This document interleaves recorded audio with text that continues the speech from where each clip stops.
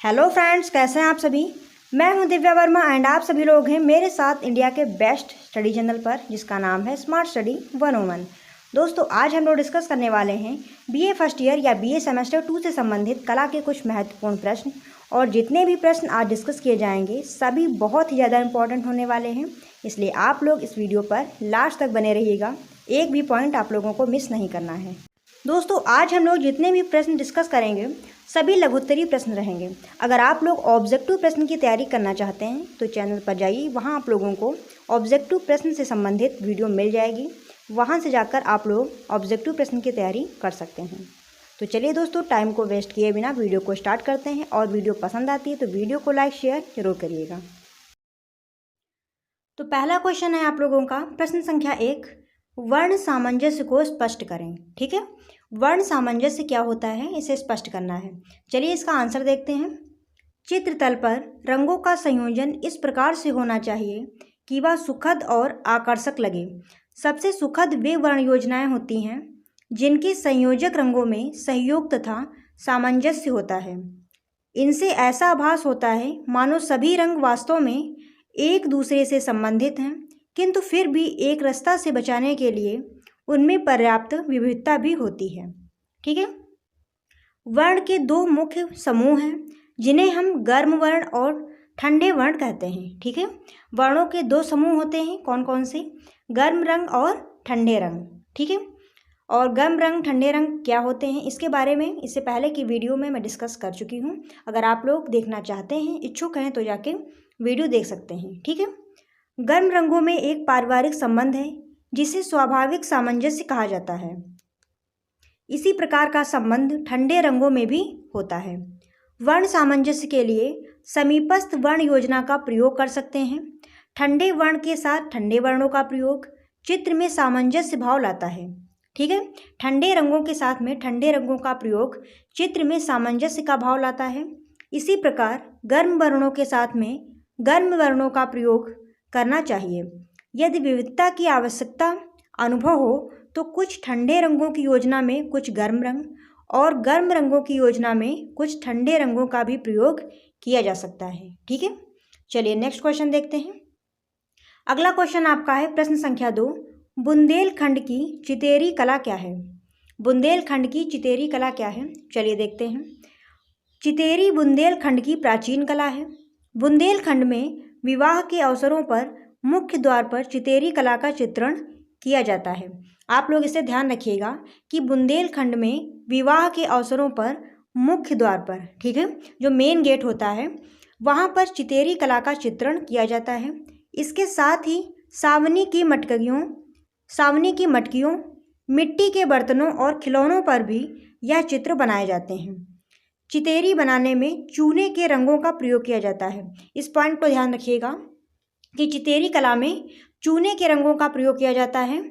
रंगों को पक्का करने के लिए बबूल की गोंद या सरेस पानी में पकाकर तैयार कर मिला देते हैं। ठीक है, रंगों को पक्का करने के लिए क्या किया जाता है? बबूल की गोंद या सरेस यानी कि गोंद ही होता है, इसे पानी में पकाकर अच्छे से रंगों में मिक्स कर दिया जाता है। ठीक है, इससे रंगों में क्या होता है? पक्कापन आ जाता है। रंगों का प्रयोग चित्र के अनुसार किया जाता है। प्रमुख रंग गुलाबी, नीला, पीला, लाल, नारंगी व हरा होता है। चित्र उभारने के लिए काले रंग की रेखाओं का प्रयोग किया जाता है। ठीक है, चित्र को उभारने के लिए यानी कि उसकी आउटलाइन करने के लिए काले रंग का प्रयोग किया जाता है। ठीक है, तो आप लोगों को इसमें क्या ध्यान रखना है कि चितेरी कला में चूने के रंगों का प्रयोग किया जाता है और रंगों को पक्का करने के लिए इसमें गोंद मिलाया जाता है। और शादी के अवसरों पर मुख्य द्वार पर जो मेन गेट होता है वहाँ पर चितेरी कला का अंकन किया जाता है। ठीक है, क्योंकि ऑब्जेक्टिव क्वेश्चन में इस प्रकार के आपको प्रश्न जो हैं वो मिल सकते हैं, तो ध्यान रखिएगा। आगे देखते हैं। चितेरी कला चित्रण की यह एक विशेषता है कि रंग सूखने का इंतजार किए बिना चित्रकार दूसरे रंगों का प्रयोग करता है। ठीक है, यानी कि रंग को सूखे बिना ही दूसरे रंगों का प्रयोग चित्रकार उसमें कर देता है, तो ध्यान रखिएगा। नेक्स्ट क्वेश्चन है आप लोगों का प्रश्न संख्या 3, वातावरणीय क्षय वृद्धि का वर्णन कीजिए। चलिए इसका आंसर देखते हैं। जिस प्रकार रेखांकित चित्रों द्वारा चित्र में ठोस वास्तविकता एवं गहराई की अनुभूति होती है, उसी प्रकार इस गहराई को रंगत और मान के आधार पर भी दिखाया जाता है। वातावरण की धुंध के कारण कम दूरी पर स्थित वस्तुएं भी अधिक दूरी पर दिखाई देती हैं तथा वातावरण स्पष्ट होने पर दूर की वस्तुएं भी निकट प्रतीत होती हैं।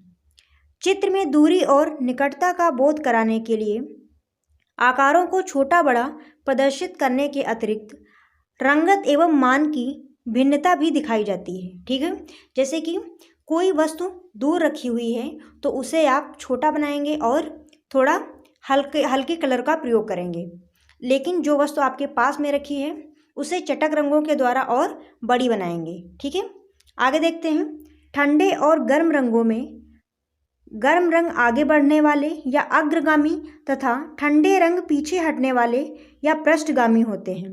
ठीक है, जो गर्म रंग होते हैं वो अग्रगामी होते हैं यानी कि आगे बढ़ते हुए प्रतीत होते हैं, और जो ठंडे रंग होते हैं वो पृष्ठगामी होते हैं। ठीक है, अगर आपके सामने दो रंग रख दिए जाएं, एक ठंडा वर्ण और एक गर्म वर्ण, जैसे एक लाल रख दिया जाए और एक नीला रख दिया जाए, तो आपकी सबसे पहले नज़र किस पे जाएगी? लाल रंग पर, क्योंकि वो अग्रगामी कलर होता है, वो आपको पहले दिखाई देगा। ठीक है, चित्र के वे भाग जिनमें गर्म रंगों का प्रयोग किया जाता है ठंडे रंगों वाले भागों से आगे दिखाई देते हैं। ठीक है, जैसे कि भीड़ में ही देख लीजिए, जो भी व्यक्ति चटक रंग के कपड़े पहने होता है उस पर आपकी नज़र पहले जाती है, और जो हल्के रंग के पहने होता है उस पर आपकी नज़र बाद में जाती है। ठीक है, जो जैसे लाल, पीले या फिर नारंगी इस प्रकार के रंग के जो कपड़े पहने होता है उस पर आपकी नज़र तुरंत जाएगी, और ये रंग दूर से दिखाई देते हैं। ठीक है, कितनी भी दूर वस्तु रखी हो, अगर गर्म रंगों के द्वारा रंगी हुई है या फिर बनाई हुई है तो आपको जल्दी दिखेगी वो। ठीक है, और अगर ठंडे रंगों के द्वारा चित्रित है तो आपको नहीं दिखाई देगी। ठीक है, या फिर बहुत ब्लर दिखाई देगी। चलिए आगे देखते हैं। अगला प्रश्न आप लोगों का प्रश्न संख्या 4, स्वतंत्र रेखांकन किसे कहते हैं? चलिए देखते हैं। किसी वस्तु को एक बार देखने के पश्चात मस्तिष्क पर पड़ने वाले प्रभाव को रेखांकित करना ही स्वतंत्र रेखांकन कहलाता है। ठीक है, यानी कि एक ही बार में किसी वस्तु को देखा और उसका रेखांकन करना ही क्या कहलाता है? स्वतंत्र रेखांकन। ठीक है, यह पद्धति यूरोपीय चित्रकार कांडेंस्की की चित्रण विधा के अत्यधिक समीप है। आगे देखते हैं प्रश्न संख्या 5, और ये आप लोगों का लास्ट प्रश्न है। वस्तु रेखांकन को स्पष्ट कीजिए। वस्तु रेखांकन क्या होता है? चलिए देखते हैं। वस्तुओं के समूह को सम्मुख रखकर चित्रतल में संयोजित करके चित्रांकित करना ही वास्तु रेखांकन कहलाता है। इसमें जो वस्तु पास की होती है उसे बड़ा एवं गहरे रंगों के द्वारा चित्रित किया जाता है, और क्रमशः पीछे की वस्तुओं को छोटा व हल्के रंगों द्वारा चित्रित किया जाता है। ठीक है, यानी कि वस्तुओं के समूह को पास में रखकर उसे चित्रित करना क्या कहलाता है? वस्तु रेखांकन। ठीक है, आप लोगों ने आपके स्कूल में क्या रखा गया होगा? पोर्ट्रेट रखे जाते हैं। ठीक है, उसमें टोकरी में बहुत सारी सब्जियां रख दी जाती हैं, जैसे कुछ भी सब्जियां रख दीजिए, तो जब आप उसका चित्रण करते हैं तो जो सब्जी पहले रखी होगी यानी कि आगे की तरफ रखी होगी उसे आप बड़ा बनाएंगे। ठीक है, और जो पीछे रखी होंगी उसे आप उसी प्रकार से छोटा बनाएंगे। ठीक है, तो ये होता है वस्तु रेखांकन, तो इसे ध्यान रखिएगा। और जितनी दूरी की वस्तुएं होती हैं उतना ही वो छोटी बनेंगी अपेक्षाकृत आगे वाली वस्तु से। ठीक है, उतना ही वो छोटी बनेंगी और हल्के रंगों के द्वारा बनाई जाएंगी, जबकि जो पास की वस्तु होती है यानी कि जो आगे रखी होती है उसे आप बड़ा बनाएंगे और डार्क रंगों के द्वारा रंगेंगे। ठीक है, तो ध्यान रखिएगा। ठीक है दोस्तों, तो आज के लिए बस यहीं तक। और आज हम लोगों ने कला के 5 प्रश्न डिस्कस किए हैं। सभी प्रश्न महत्वपूर्ण हैं, इसलिए आप लोग इन सारे प्रश्न को अच्छे से पढ़ लीजिएगा। और अगर आप लोगों को कहीं पर भी कुछ डाउट लगता है तो आप लोग कमेंट बॉक्स में कमेंट करके क्वेश्चन पूछ सकते हैं, उसका आंसर भी मैं आप लोगों को दे दूँगी। ठीक है, और अगर आप लोगों को ये वीडियो पसंद आई है तो वीडियो को लाइक शेयर कर दीजिएगा। चैनल पर नए हो तो चैनल को सब्सक्राइब भी कर लीजिएगा। फिर मिलते हैं दोस्तों ऐसे ही किसी न्यू वीडियो के साथ, तब तक आप बने रहिए हमारे साथ। धन्यवाद दोस्तों, जय हिंद।